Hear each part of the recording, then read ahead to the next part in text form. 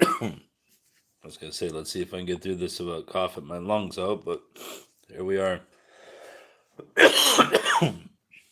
Salem's Children by Mary Leader. I think this is a bad idea. I'm just going to cough the more I talk, but here we go. Chapter 19.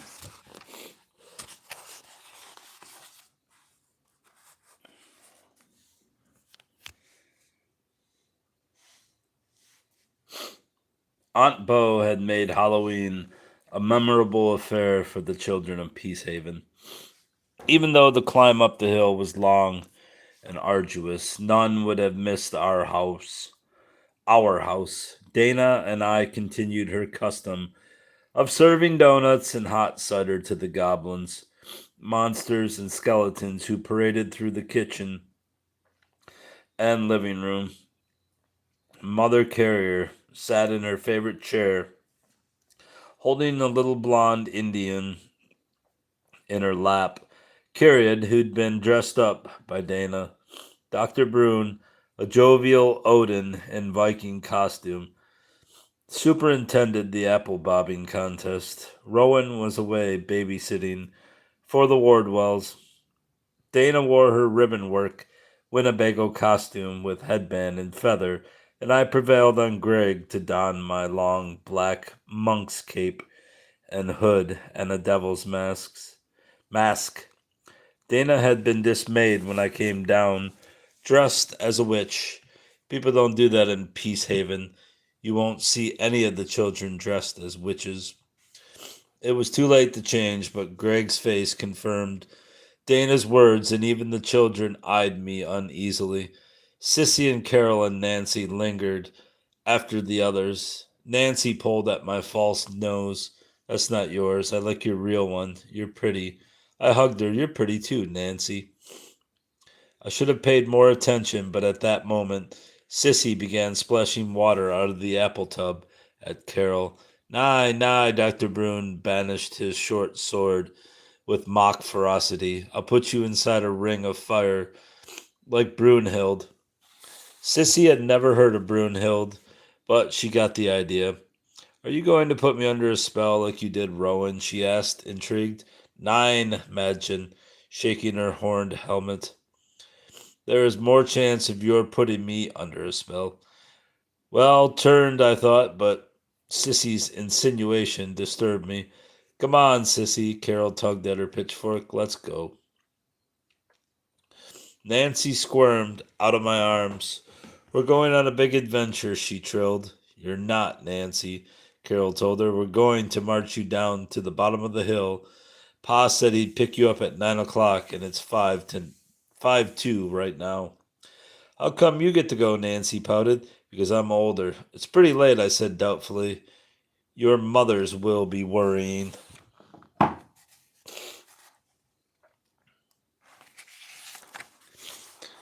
My mother's gone to a meeting, Sissy replied, so I can stay out as long as I want. We've had our treats, now for the tricks. Are you positive your pa let you come, Carol? Sure, a little uncertainly. He doesn't care what I do, 'cause I'm a girl, and girls aren't worth much. After they left, dragging a wailing Nancy with them, Dana and Dr. Brune took Mother Carrier home, and I whisked Carrier off to bed.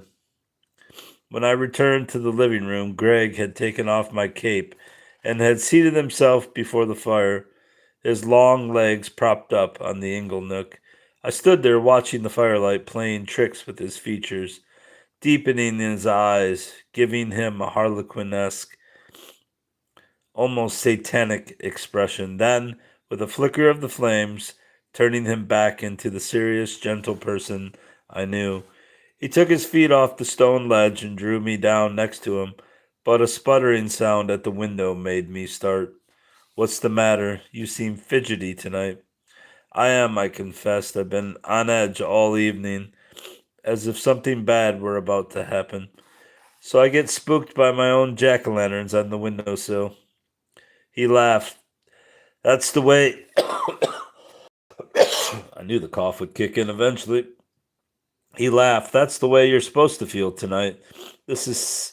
How do you say Samhain? It's not Samhain. It's Sawa, isn't it? Sawa? This is Sawa.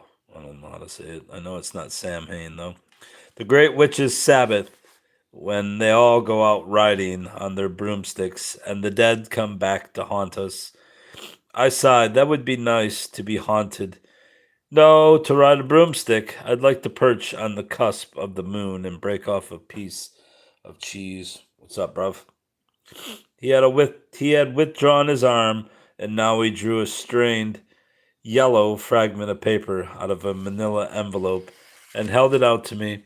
Curiosity before romance. What is that? I asked. I was going to the town family genealogy last night, checking dates, he explained, when I noticed for the first time that two pages were stuck together with something in between. I pried them apart with a paring knife and found this. He handed the fragment to me, half reluctant to let it go, as if my touch might crumble the brittle paper. This is a missing page from Barrett Town's diary. I think this explains the two skeletons on the tombstone. I slanted the paper so the forelight illumined it. The script was reasonably clear, although embellished with flourishes, and the archaic S, which looked like an F, and took me a few seconds to get used to. At last, no, at last, the thing which set out to do is accomplished. May God add his blessing to my deed. 10 years ago, during the night after my filter, my sister, Mary, was hanged for a witch. I rescued her body from the common pit in which she was buried with the others and reburied it in a secret place. The day did I conceal her bones in the hollow I carved out of the monument for William Stoughton, and I sealed them in with cement and overlaid them with that slab of marble which is the lid. So may his spirit be troubled with the burden of her death. May she rest in peace. Maybe the dead did come back at Halloween. Shivers were running up and down my arms and the back of my neck. What a twist! How that old bachelor must be turning in his grave. And yet, I paused, words echoing in my brain. Nay, William, I belong not to Satan. I belong only to God and to thee. Perhaps some curious fate bound them together. Stoughton and Mary Esty, I said aloud. I don't know what fate they would have shared, he replied, stiffly, slipping the paper back into the envelope. Beyond the fact that he was her executioner, maybe they'd once been lovers, I suggested. He looked at me incredulous. Nothing would be more unlikely. He was gentry, she a commoner. Her life probably meant no more to him than a fly to be swatted. You're an incurable romantic, Mitty. The last thing, what the? An animated ink blot bounced off the back of the sofa and onto his lap, then proceeded to lick its hind leg. That's Carrie's new kitten, I laughed. Darcy gave him to her. We named him Loki because he's as mischievous as the Norse Loki was. How do he and Macduff get along? They adore each other. It's a circus around here. Loki flexed his tiny paws and yawned, then settled down for a nap. Greg scratched him under the chin. That purr is bigger than he is. He continued to stroke the kitten absently, but his mind was far away. I've something else to tell you, Mitty. Something you may not like. Oh, he's going to marry Iris. Tyler Bishop came before the planning commission this week. Was that all? He offered to annex Bishop's Bluff and the ravine that separates it from your property to the city on the condition they grant him zoning for an industrial park. Oh no. I'm going to read a book today, is what I'm going to do.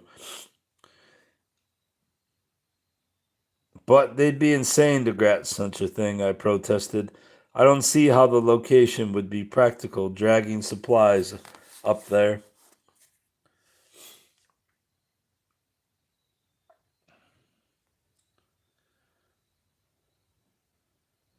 The hell's Marcel? He plans to situate the industrial complex in the low area. You talk about this thing? It's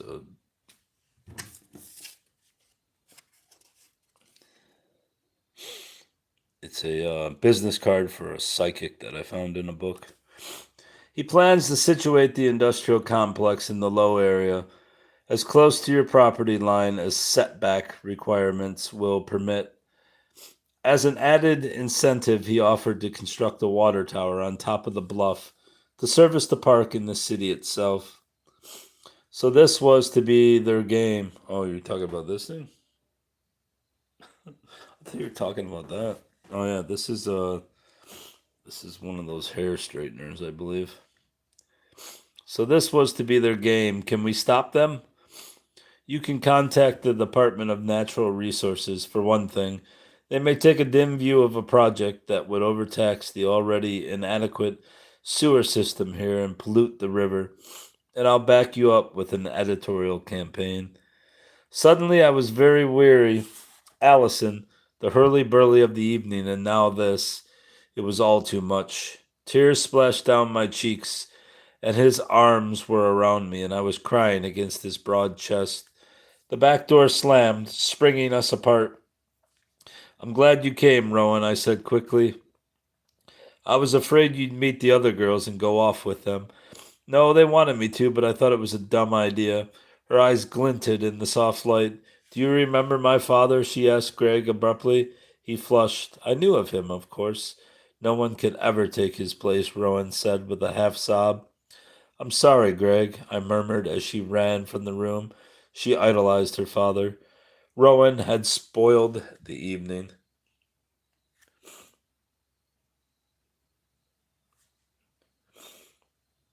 Is that all you're going to say, buddy? Rowan, Greg. The two names went round and round in my head as I tossed in my bed that night. Greg, so deeply conventional, and Rowan, a barbed arrowhead in my side. When I checked her before retiring, I found her. I found her sitting cross-legged on her bed, humming softly to herself, her eyes regarding me impersonally. Did you know Aunt Charity is decorating a bedroom for you? Her fists were knotted in the covers. It wasn't my idea, she said in a small, choked voice. Aunt Charity's lonely. It'd be handy when I go to a party or babysit. You know I'd always come and get you if you wanted. I took her fists in my hand and gently forced them open. I love you, Rowan. I truly love you. She rolled away from me. You love Daddy too, she whispered, and Daddy is dead. You were so little you never understood. It would only be once or twice a week, she mumbled, her eyes averted. You could have Greg to yourself then. So she was jealous of Greg, if only that was all. I told Aunt Charity Carrie needs me. I wanted to take her with me, but she said Carrie should stay here. At least my cousin had shown some sense. I think we'd better have a talk with her, I told her, twisting the tasseled cord of my robe.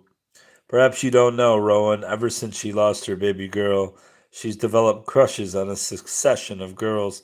Linda was one of them, and you won't be the last. Some day she'll drop you like a hot potato. Oh, I don't think so, she replied dreamily in the half light. The blue of her irises almost eclipsed by her dilated pupils. Uncle Damon wants me too. I'm the first one he's ever wanted. Aunt Charity told me so. Another device to drive me away, I wondered, struggling to suppress the angry words rising to my lips. Your place is here, Rowan. They'll have to understand that, I said instead. Iris says I'd do Aunt Charity a lot of good. Iris, the name screamed at me. She was part of this? She said you and I weren't born under compatible signs and shouldn't be together too much. Iris isn't the only astrologer in the world, Rowan, I said, fighting to keep my voice steady. I could take you to a dozen, and we'd get a dozen different readings. I planted a shaky kiss on her forehead. Now go to sleep, sweetheart. Too upset to return to bed, I went down into the living room, deciding against watching television. I scrunched down in the wing-back chair and stared into the fireplace. A huge log glowed with a fiery face that winked at me, then collapsed in a shower of sparks, leaving a dark hollow where spurts of flame moved like tiny torches held by masked dancers. Leaping about a central figure in black hood and cape, silhouetted against the low burning fire, faster and faster. They circled, uttering weird muffled chants to the beat of a tom-tom. Tom-tom.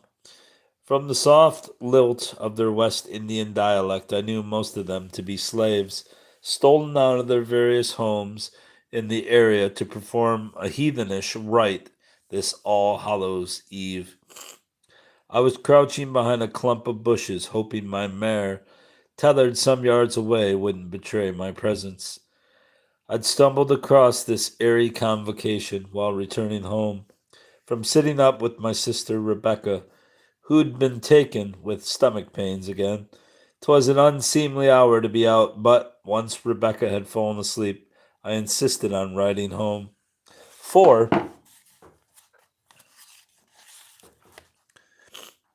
my Hannah lay abed with the ague. I enjoyed the clear, crisp air as my horse trotted along Meeting House Road. Then out across the meadows, the last of the way was marked with gullies and hillocks, and was out of sight of dwellings and the town watch. As I came over a ridge, I spied the fire and figures swaying rhythmically around it. I dismounted and crept on alone to see what was afoot. They were chanting in a mixture of English, West Indian, and African, of which I understood little. The tall, turbaned woman with a feather mask, whose rich, deep voice dominated their litany, was Tituba.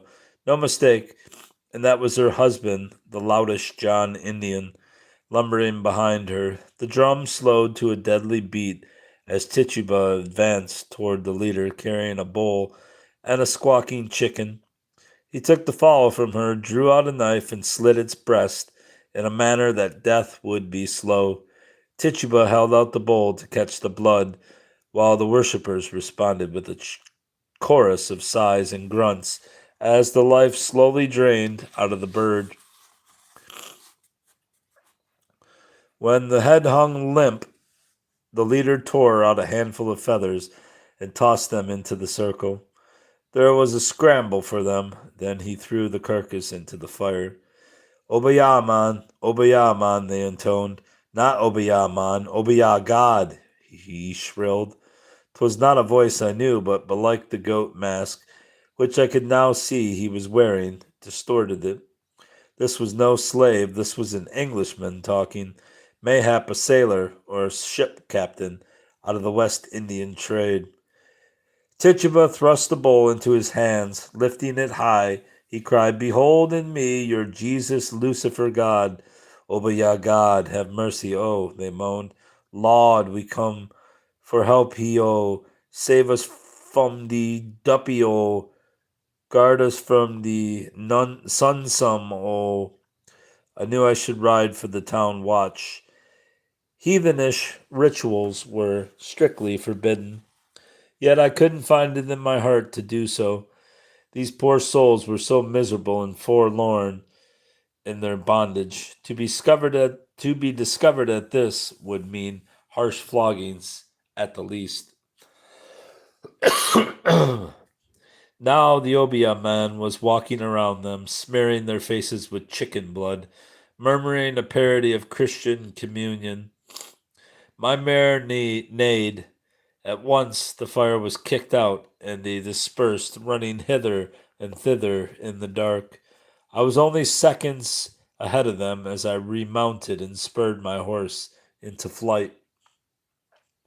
She vaulted a ditch but missed her footing on the other side, and I was flung over her head. My next recollection was being pinioned against the ground by several masked figures. The black man knelt, straddling me, his cloak cast aside, his face still hidden behind the hideous goatish mask. In my struggle to free myself, I noticed a woman's white hand wrench my right arm back down on the ground. So all of his disciples weren't slaves. Only a few of the assembly were still here. Most of them had fled.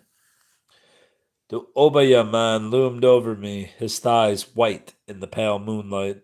'Tis said they ha commerce with the devil at their meetings, my mother had told me.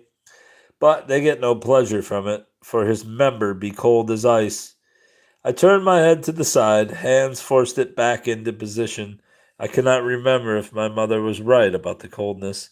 I only remember a snarl of rage and pain as I bit down hard, and the Obayaman doubled up and rolled on the ground, clutching himself and groaning. I swam in and out of consciousness as my captors struck up a death chant. The next thing I knew, the black man was standing over me again, fully clothed now, his knife poised. Then it was snatched away from him as more masked figures leaped from the bushes and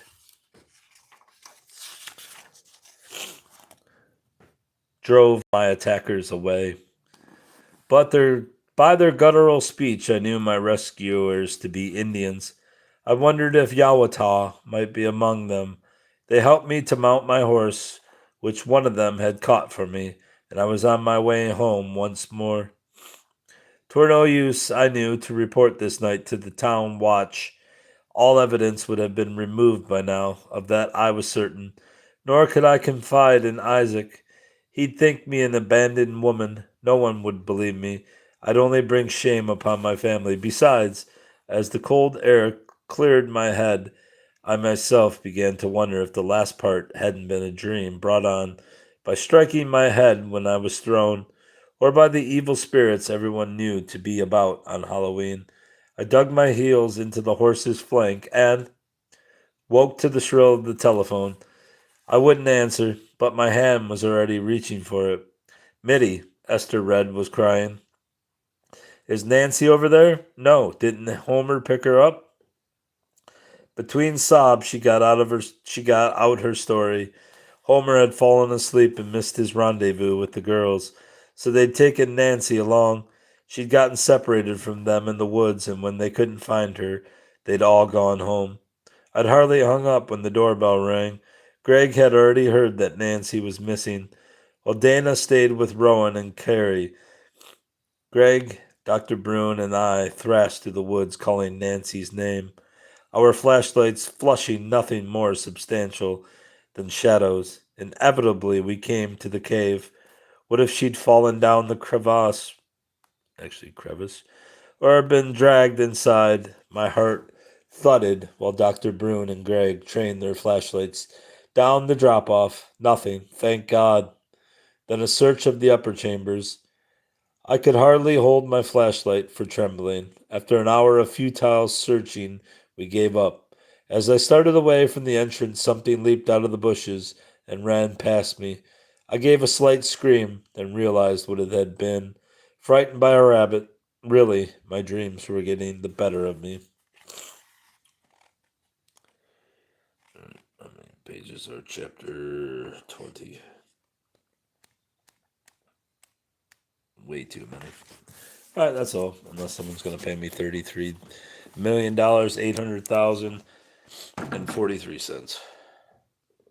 Anybody? Going once? Going twice?